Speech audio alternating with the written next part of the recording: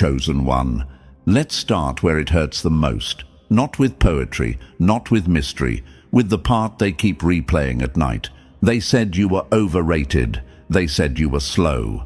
They said you talked too much and delivered too little. They said, watch, they'll fall off. They said, give it time. They said, they're not built for pressure. And now, look who's suddenly quiet. Look who's suddenly respectful. Look who's suddenly pretending they always believed in you. Oh, that awkward silence. That's respect showing up late and out of breath. You felt the shift before anyone admitted it.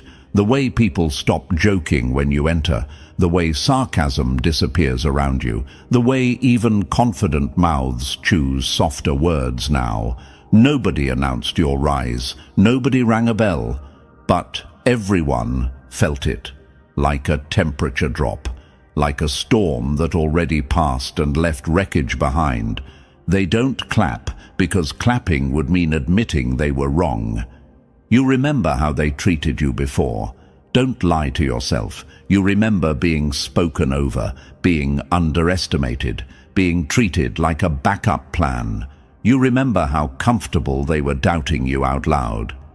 They mistook your patience for weakness, your silence for fear, your kindness for permission.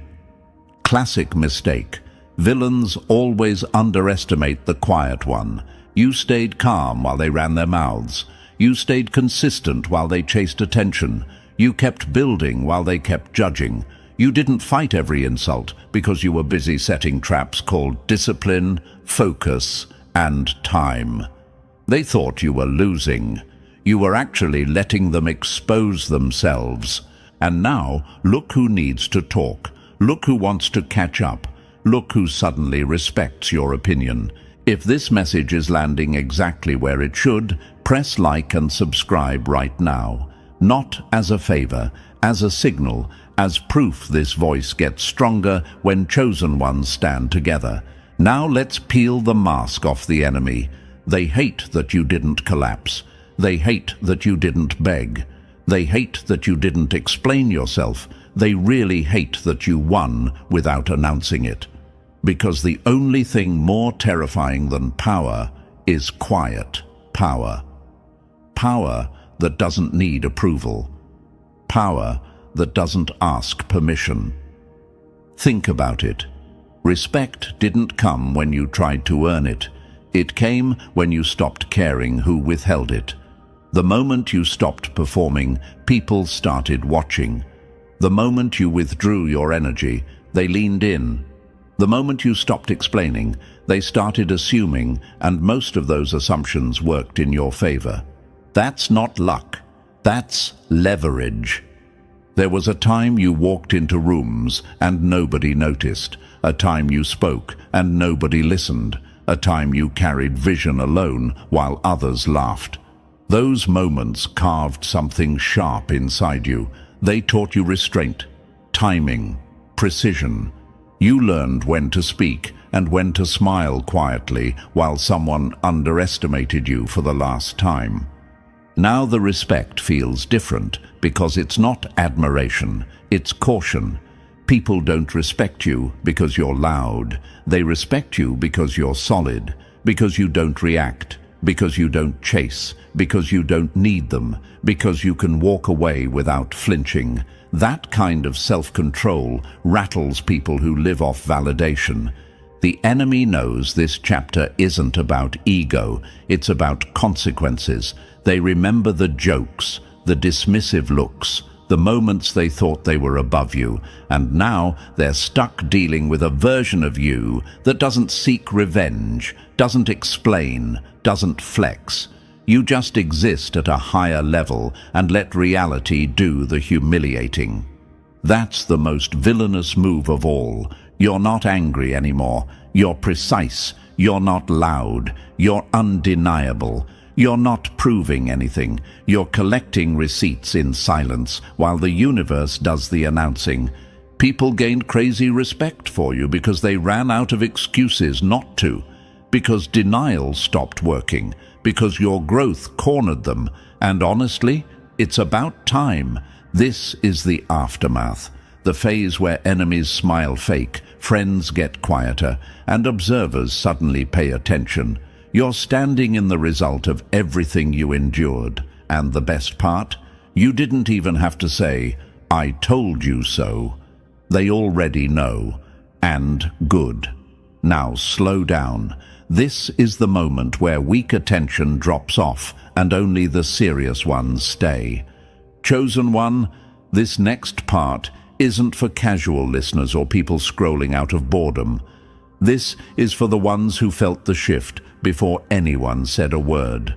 The ones who noticed how respect didn't arrive with applause, but with silence, with distance, with people suddenly treating you carefully. If that's you, you already know this isn't random. This respect came late, but it came heavy. So before we go deeper, mark your presence, not for me, for yourself. Drop 777 in the comments if you're locked in. Not because it looks cool, but because you recognize this moment as a turning point. Because you understand that when respect finally arrives, it's not the end of the story. It's the beginning of a different level of responsibility. This is where we stop talking about if you earned it and start breaking down why it happened and what it changes, step by step. No fluff, no hype, just the mechanics behind how the world flipped on you and why people who once doubted you now move differently. Stay with me.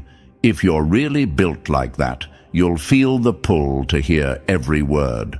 Now let's get into it. Number 1. When they confused your mercy for fear and paid for the misread. They thought you were easy because you didn't bite. Turns out you were just choosing when to chew. Let's be honest and stop pretending this was some innocent misunderstanding. They didn't just misread you. They sized you up, made assumptions, and got comfortable disrespecting you.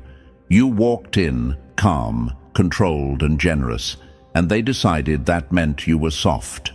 You listened instead of interrupting, and they assumed you had nothing to say.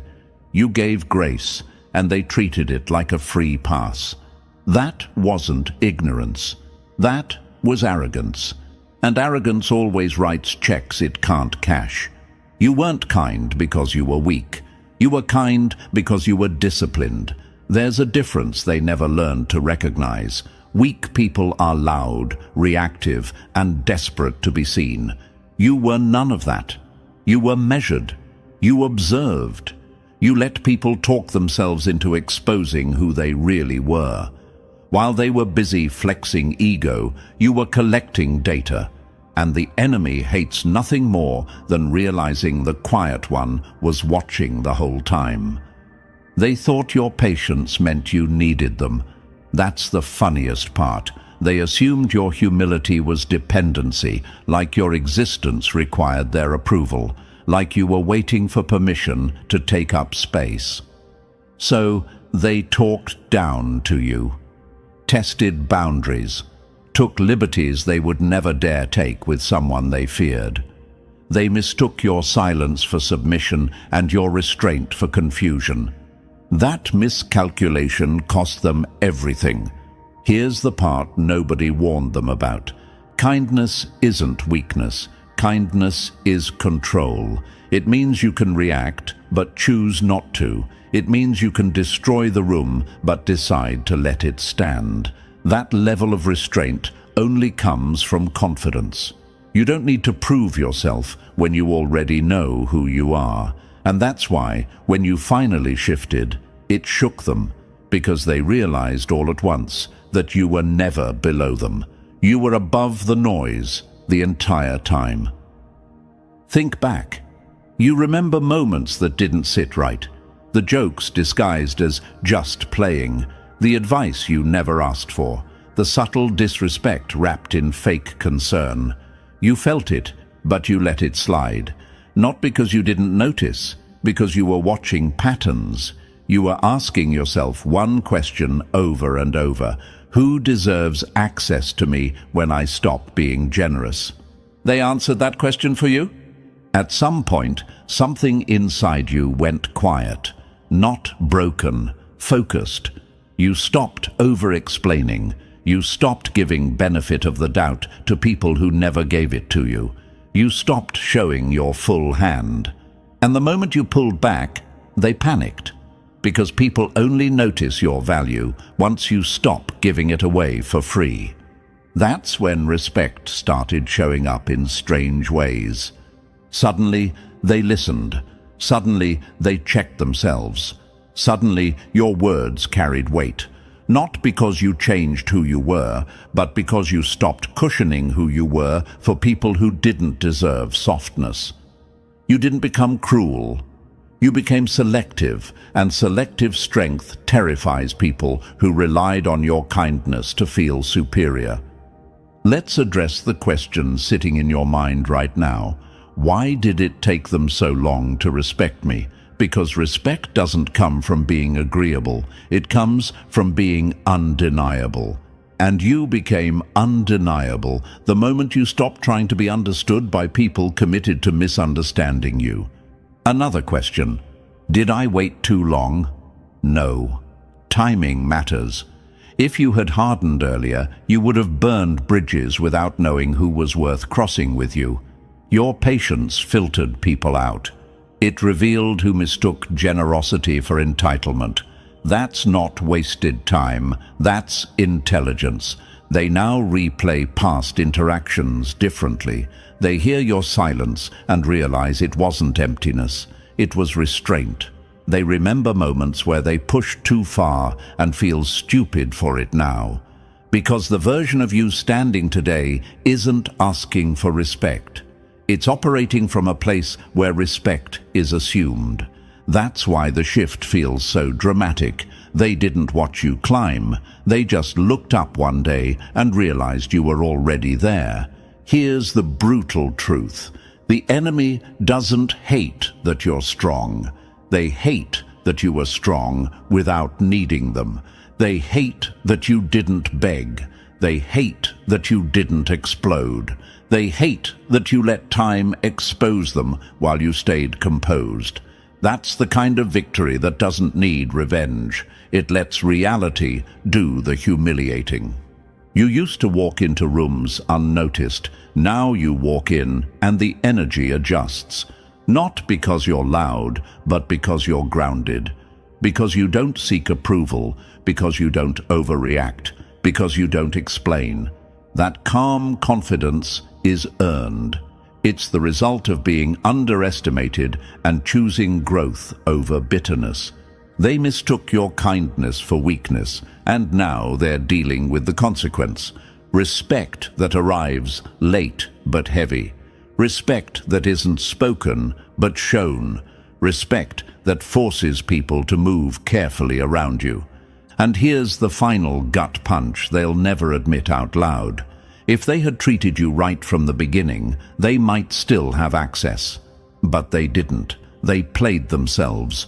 You didn't change. You just stopped protecting people from the version of you that knows your worth. That's not revenge. That's evolution.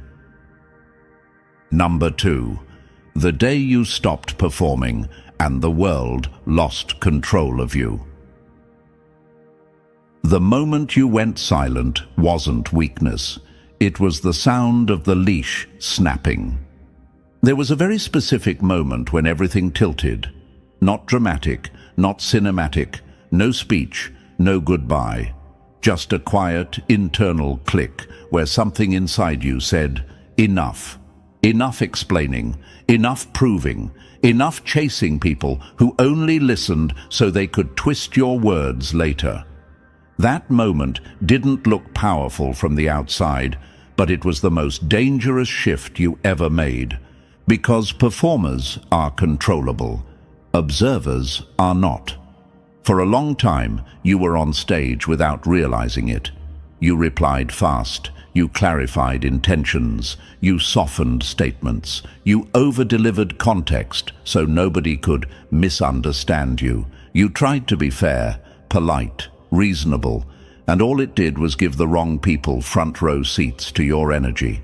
They weren't confused. They were collecting leverage. Then something broke the spell. Maybe it was betrayal, the kind that doesn't scream but quietly rearranges how you see people. Maybe it was exhaustion, waking up tired of explaining basic respect. Or maybe it was a realization so calm it scared you. You don't owe access to people who only show up to take. You don't owe clarity to people committed to distortion.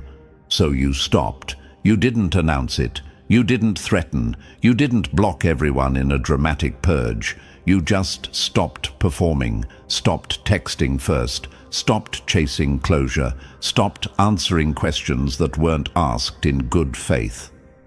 And that silence rewrote the entire power dynamic.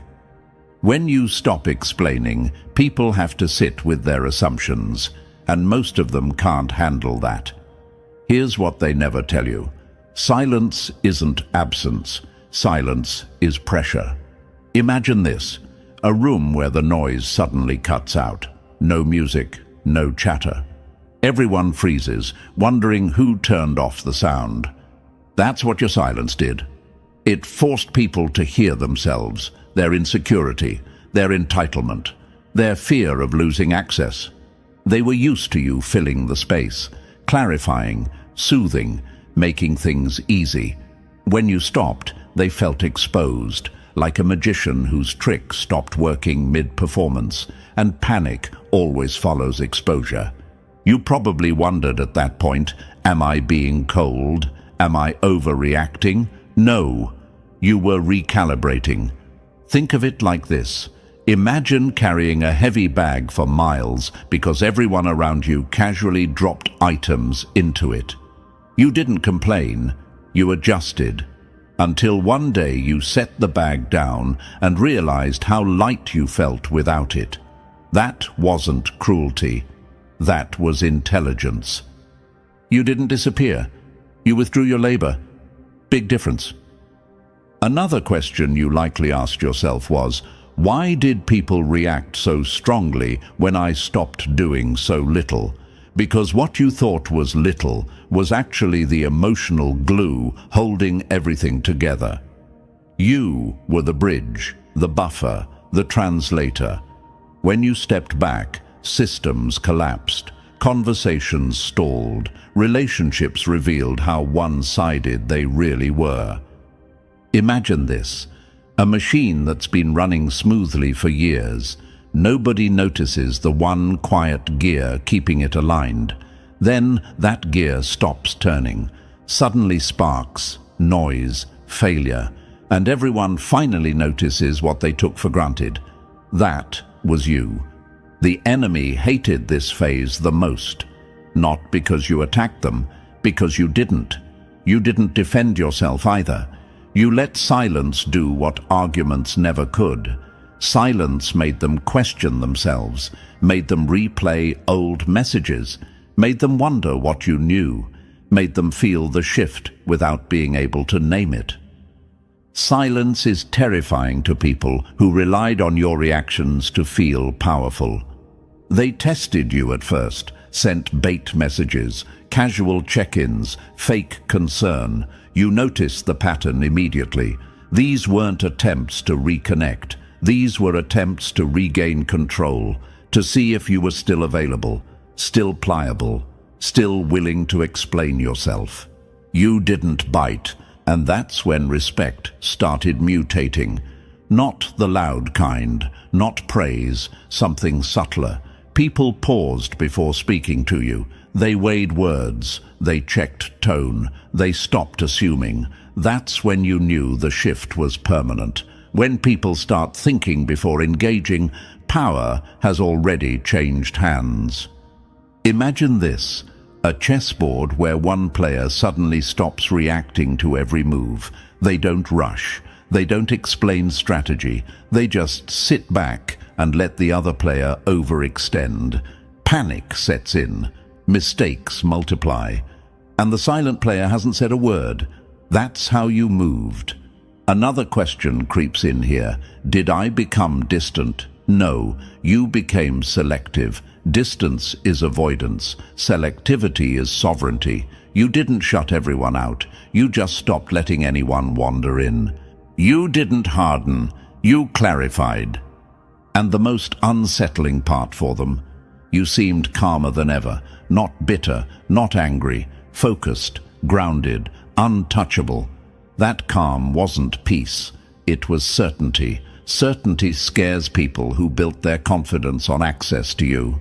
They started talking about you differently, with caution, with curiosity, sometimes with fake praise, sometimes with quiet resentment, because they could feel it. You weren't playing the same game anymore. You weren't auditioning. You weren't seeking approval. You were moving as if outcomes didn't control you. That's when the universe shifted the spotlight. Opportunities aligned. People noticed. Not because you demanded attention, but because your absence created gravity. Imagine a star collapsing into itself, becoming denser, quieter, more powerful. Suddenly, everything around it starts orbiting differently. That was your silence. This section of your life wasn't about winning. It was about ending dependency, ending the need to be understood by people who never intended to understand you. And once that ended, everything else followed. They lost access. You gained authority. They lost leverage. You gained clarity. They lost control. You gained respect. And that's why this shift changed everything. Because once you stop performing, nobody can tell you who you are anymore. The stage disappears, the audience panics, and you finally step into the role you were never auditioning for in the first place. The strongest one in the room doesn't speak first. And now, so do you. Number 3. The moment you walked away, and everything started breaking. The most dangerous move you made wasn't attacking. It was removing yourself completely. Walking away wasn't weakness. It was strategy. You didn't storm out. You didn't announce your exit. You simply stopped showing up where you were being minimized. And that single decision exposed everything. The moment you removed yourself from the equation, the entire system glitched. Because systems built on exploiting your energy cannot survive without it. They genuinely believed you'd fall apart without their scraps of attention, that you needed their reactions, their approval, their presence to stay relevant. That illusion kept them comfortable, so when you disappeared, not physically but energetically, panic followed. Conversations lost direction, dynamics shifted. People who felt powerful around you suddenly felt exposed. Imagine this. A parasite bragging about how weak the host is, only to starve the second the host walks away. That's exactly what happened. You didn't leave to prove a point. You left because the point was already proven. Here's the question you probably asked yourself in silence. Why did things fall apart after I stepped back? Because you were the stabilizer, the quiet glue, the one absorbing chaos so others could feel important. Once you stopped doing that labor, imbalance showed itself immediately. You weren't replaceable. You were foundational. Another question. Why did they suddenly start watching me again? Because absence creates gravity. When you stop feeding people access, curiosity replaces comfort. They began replaying old interactions, trying to figure out when they lost control. They didn't miss you emotionally. They missed the advantage. Imagine a spotlight that shuts off mid-show. The audience doesn't applaud. They panic. That was your absence. Not dramatic, but disorienting. You didn't vanish. You went offline where they couldn't reach you. And while they scrambled, you thrived. Not loudly, efficiently. You focused inward. You sharpened discipline. You invested energy where it actually multiplied. The universe met you there, not with noise, but with alignment, opportunities, clarity, respect that didn't need explanation. The most humiliating part for them. You didn't come back to flex. You didn't announce success. You let outcomes speak. And now they move differently around you. Carefully, quietly, because they know the truth. You weren't removed from the equation. You were the equation. Number 4. When your absence turned into their regret. They didn't realize your value when you were available. They felt it the second you became unreachable. This is where it finally hit them, not as a thought, as a punch. Your absence didn't create confusion anymore, it created clarity. Without you around to soften the room, to carry the weight, to balance egos, everything felt off. And that's when they realized what you actually were. Not optional, not replaceable, not background noise. You probably noticed it first in behavior, not words. People who used to dismiss you now copy you, your phrases, your timing, your approach. Friends who once talked over you suddenly go quiet when you speak. They don't interrupt anymore. They listen. Carefully. Because imitation is the most honest confession of respect, and silence is what happens when confidence realizes it's outmatched. They didn't level up. They adjusted because you were gone. Here's the question that crept into your mind. Why now? Why did it take my absence? Because presence lets people get comfortable. Absence forces evaluation. Imagine a load-bearing wall removed from a building. Nobody noticed it while it stood there quietly doing its job. Remove it and suddenly cracks appear everywhere. That was you. Structural, invisible until gone. Another truth they're choking on. They didn't just lose you. They lost access. Access to your insight, your patience, your grounding energy. And access is what made them feel important in the first place. Without it, they're exposed to their own limits. Respect arrived when convenience left. Now they watch you differently, not with casual curiosity, but with calculation, measuring distance, weighing words, because they know this version of you doesn't linger where value isn't returned. You're not angry. That's what scares them. You're neutral. Neutral people are the hardest to manipulate. Imagine a king who steps off the board and lets the pieces scramble without him. Chaos reveals hierarchy fast. That's what your absence did. It exposed who depended on you to feel tall. This isn't just respect. It's recognition wrapped in regret. They finally see your value because they're living without it. And the cruel part, there's no rewind. Number 5. The moment you realized you never needed their permission. You didn't become confident. You became certain. And certainty makes noise without speaking. Something in you recalibrated, and it shows in everything. Not in the way you brag or posture, but in how you move through space. Your walk slowed down, your voice dropped, your reactions disappeared, not because you're hiding, but because you're no longer auditioning for understanding. You're standing on ground you claimed internally, and the outside world is responding to that shift, whether they like it or not. You probably wondered, why do people treat me differently now when I'm doing less? Because you stopped leaking energy. Imagine a cracked container finally sealed. The contents don't change, but the pressure does. That pressure is what people feel when you enter a room. It's not arrogance, it's alignment. You stopped defending yourself the day you realized explanation is a privilege, not a duty. You speak less now, but every word lands. That's not coincidence, that's precision. When someone speaks all the time, their words get discounted. When someone chooses silence, every sentence carries weight. You learned that people committed to misunderstanding, you don't want clarity.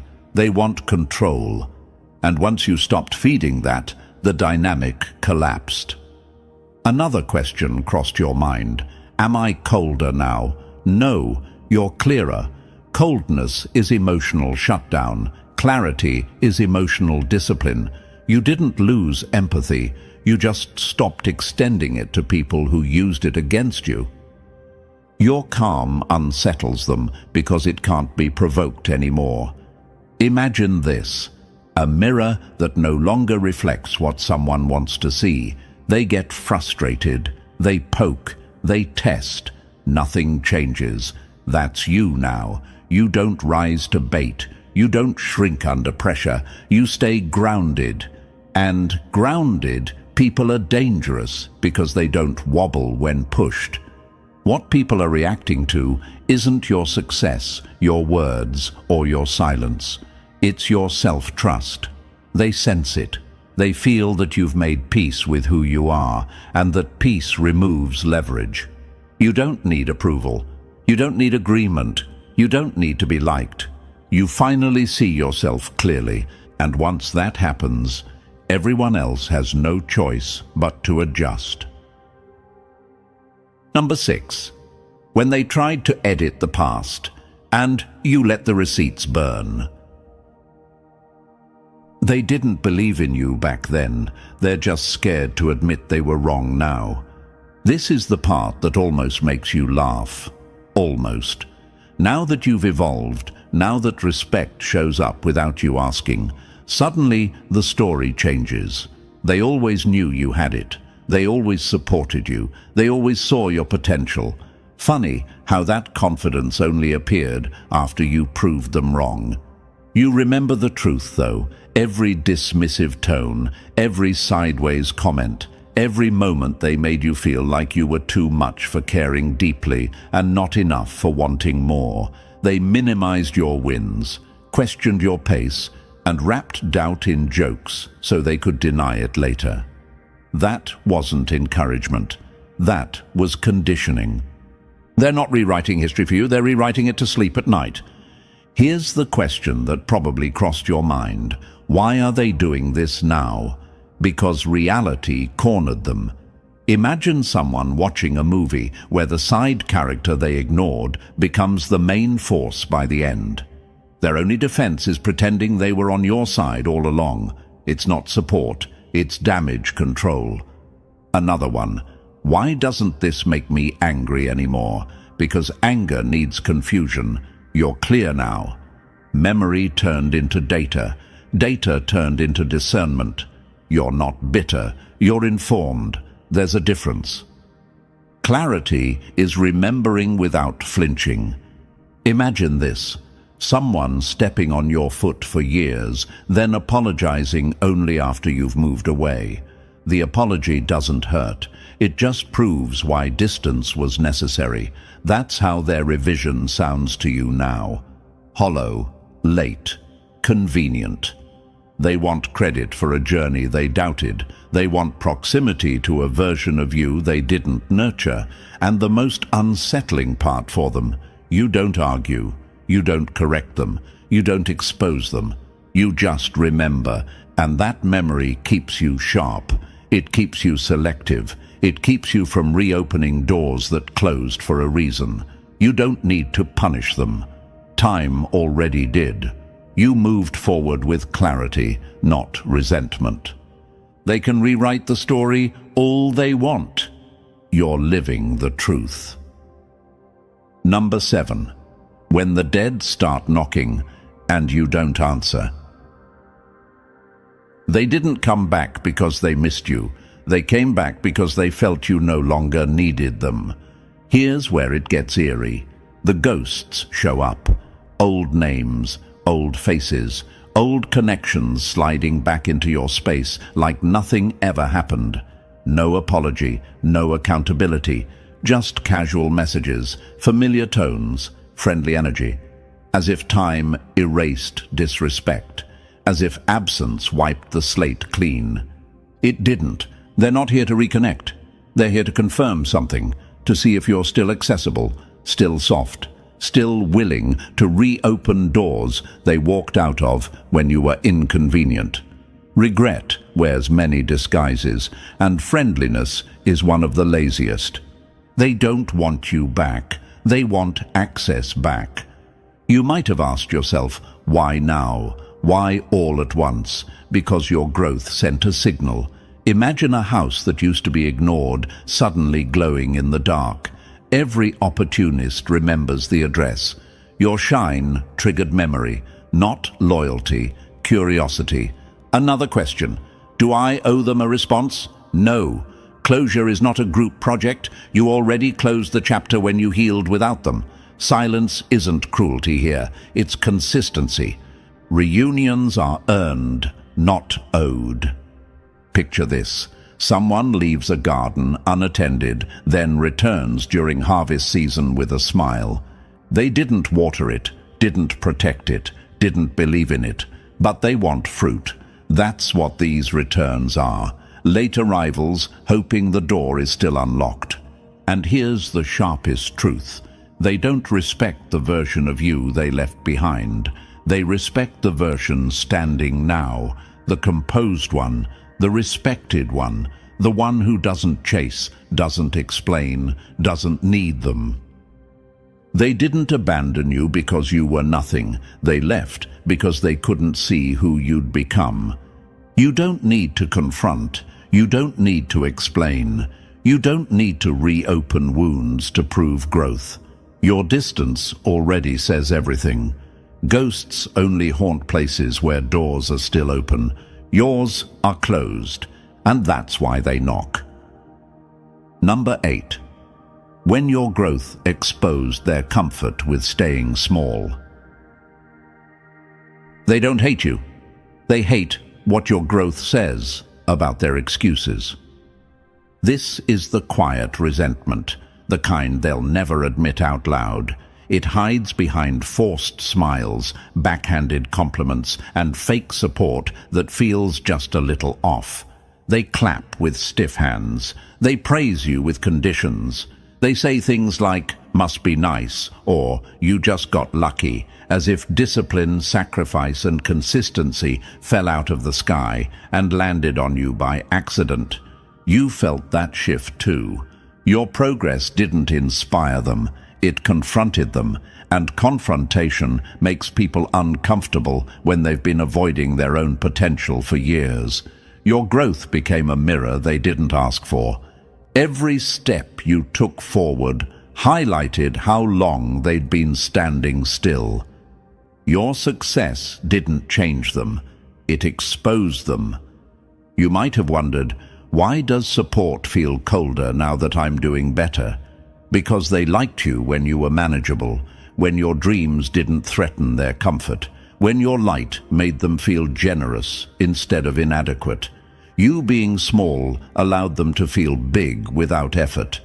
Now that dynamic is gone. Imagine this. Two people start walking together. One stops. The other keeps going. At some point, the distance becomes embarrassing. Not because of competition, but because movement tells the truth. That truth is what they resent. They're not mad you grew. They're mad they didn't. Their anger isn't loud, it's subtle, passive, dismissive, a shift in tone, a lack of enthusiasm, because celebrating you would mean admitting they chose stagnation. And that's a harder pill to swallow than jealousy. Here's the clarity you earned. This resentment isn't your responsibility. You didn't betray anyone by evolving. You didn't abandon them.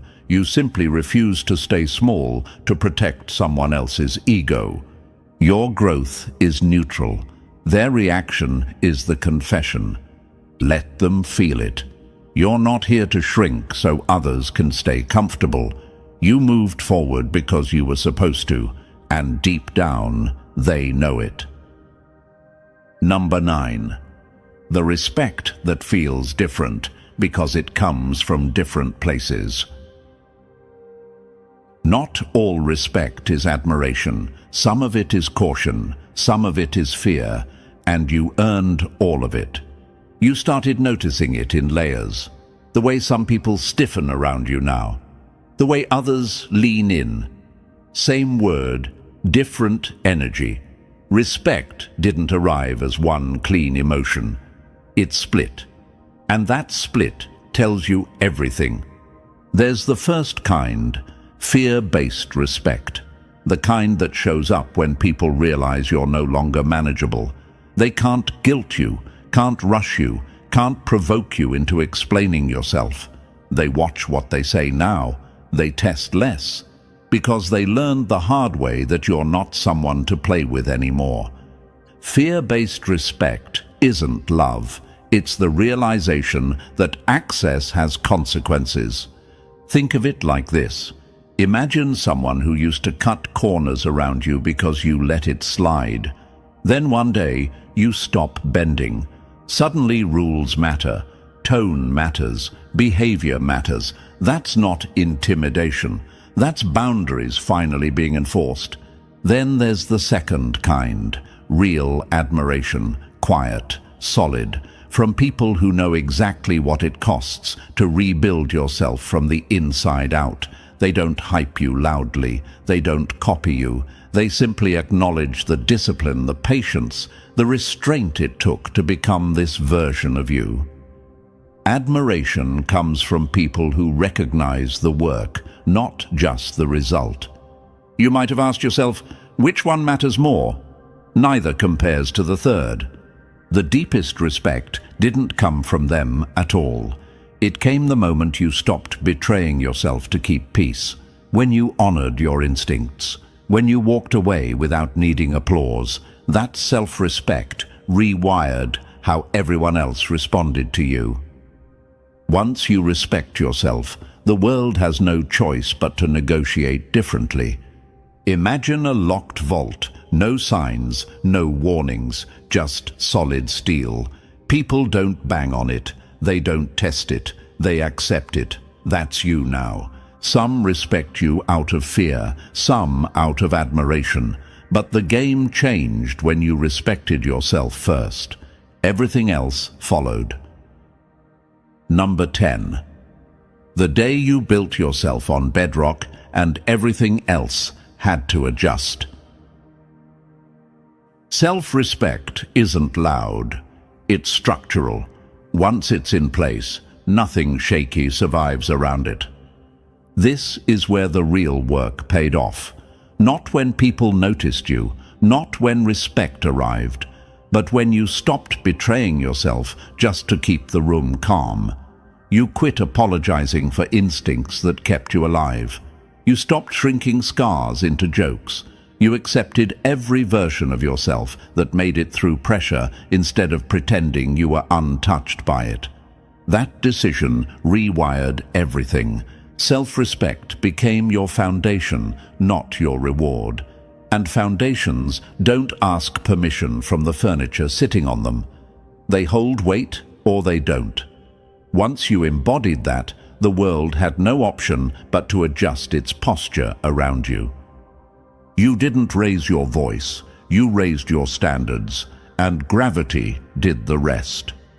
Here's what they don't say out loud. Your success disrupted their hierarchy. You climbed without their approval. You evolved without their guidance. That terrifies people who rely on rank, timing, or proximity to feel important. Your growth exposed how much of their confidence was borrowed. So they cope the only way they know how. They call it luck, timing, a phase, a coincidence, anything but discipline, anything but consistency, anything but admitting you did the work they avoided when it got uncomfortable. They'd rather insult your path than admit they refuse to walk theirs. Imagine a building that suddenly rises taller than the rest, not flashy, just solid. The shorter ones don't grow overnight. They complain about the skyline. That's what you triggered, not envy, exposure. You might have wondered, why does my progress irritate people who claim to support me? Because self-respect creates contrast, and contrast reveals complacency. Your evolution isn't aggressive. Their reaction is defensive. You didn't take anything from them. You stopped giving yourself away. That's the architecture they can't dismantle, because once someone builds themselves on truth instead of approval, no rumor, no minimization, no rewrite can shake it. You're not standing tall because of luck. You're standing because you finally built something that doesn't bend. Number 11. The signal you emit now, and why most people can't pick it up. You didn't rise above them. You moved onto a frequency they were never equipped to reach. Something about you doesn't translate anymore, and that's not an accident. You're not speaking louder. You're not proving more. You're just operating on a wavelength that exposes who's actually aligned and who was only comfortable when you fit their frame. Some people feel you instantly. Others feel irritated, confused, or threatened. That reaction tells you everything. You've probably noticed it. Certain people lean in without effort. Conversations flow. Mutual respect exists without explanation. Others seem stuck, trying to interact with an older version of you that no longer exists. They keep using outdated rules, old expectations, old hierarchies, and nothing lands. When someone can't tune into you, they call you distant instead of admitting they're out of range. Here's the question you might have asked yourself. Why does it feel lonely even when I'm respected? Because alignment is rarer than admiration. Many people respected you when you were familiar. Very few can stand you now that you're sovereign. Your frequency demands presence, self-awareness, and accountability. That disqualifies anyone still living off conformity and borrowed identity. Imagine a radio locked to static, trying to catch a clean signal. The problem isn't the broadcast, it's the receiver. That's what you've become: clear, precise, unapologetic. And not everyone can handle clarity. Your frequency doesn't reject people, it filters them. This is where you stop waiting to be understood. You're building your own arena now, not begging for a seat at tables that require you to shrink, not explaining your worth in rooms that thrive on sameness. You don't need mass approval, you need resonance. Those who hear you clearly feel seen, those who don't feel exposed, and that's fine. Because you're no longer trying to fit into systems that were designed to keep you manageable. You're operating in a space where alignment matters more than acceptance. The signal is live. Only the right ones will tune in. Number 12. When even the noise learned to shut up. Silence isn't empty. Silence is what happens when prediction dies. You noticed it before anyone said it out loud. The critics stopped critiquing. The advisors stopped advising. The people who always had an opinion suddenly had none. Not because they grew wiser, because you became unreadable. They can't track your moves anymore, and nothing humbles control-hungry minds faster than uncertainty. They used to tell you what to do because they thought they understood you. They offered guidance because they believed they were ahead of you. That illusion collapsed the moment you stopped moving in familiar patterns. You stopped reacting on schedule, stopped explaining decisions, stopped telegraphing your next step. And now they're quiet, not out of peace, but out of respect. When people can't predict you, they stop trying to manage you. You might have wondered, why does their silence feel heavier than their words ever did? Because silence means authority has shifted. Imagine a chess coach who suddenly can't read the board. They don't interrupt, they don't comment, they watch carefully. That's the posture people take around someone they no longer feel above.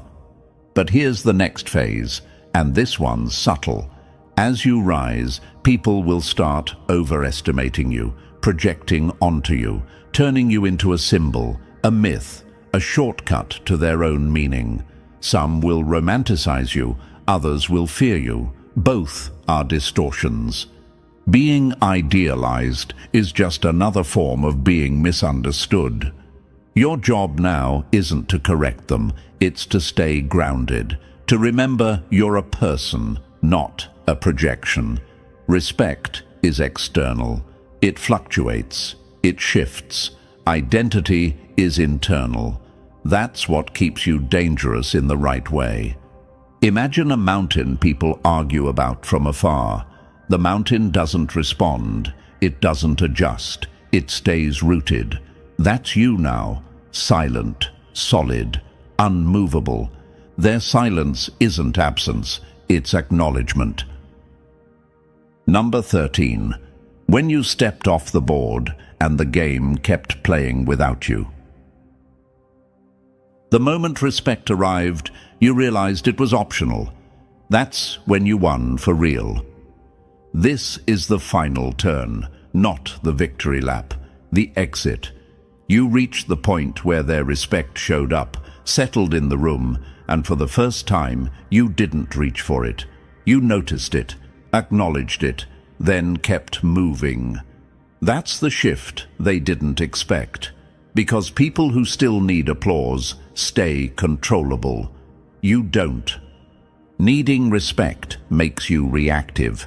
Outgrowing it makes you lethal.